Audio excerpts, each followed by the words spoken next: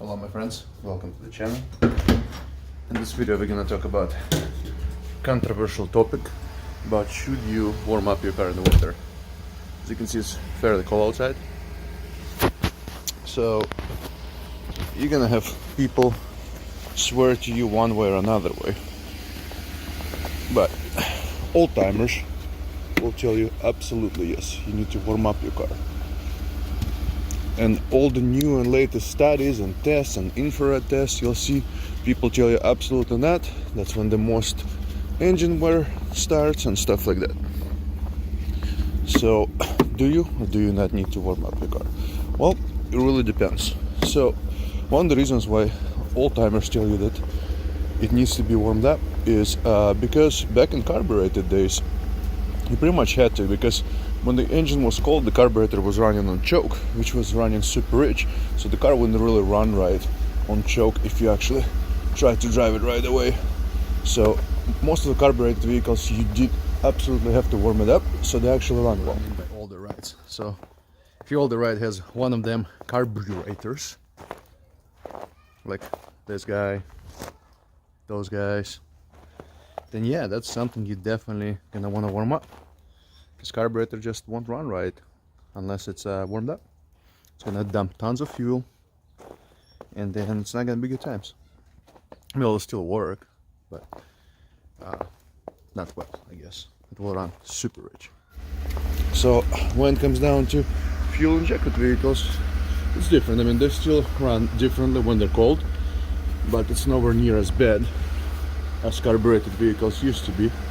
So it's definitely not really necessary to warm up the car when it comes down to having fuel injected car. But what lots of people don't talk about is transmission. So if you ever driven your car when it's super cold, and you probably noticed that transmission shifts nowhere near as nice as it does when it's warm. And it doesn't matter if it's a newer car or older car, Japanese, American car, it happens on all of the cars. So, in my opinion, when you do have a vehicle with an automatic transmission, you definitely want to go ahead and warm the car up just a little bit. Especially when it's like super cold outside, well, it's like 10-12 degrees outside. Just, 5 minutes tops. No need to have it running forever or anything like that. Like me, usually enough just for me to wipe the snow off the car. And then once you warm up your vehicle, it will shoot better, all the fluids circulate a lot better.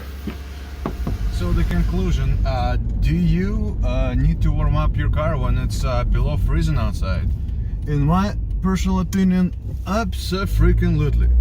Doesn't matter if it's an older one or the newer one, but even a couple minutes. I'm not saying you gotta let it idle for a half hour.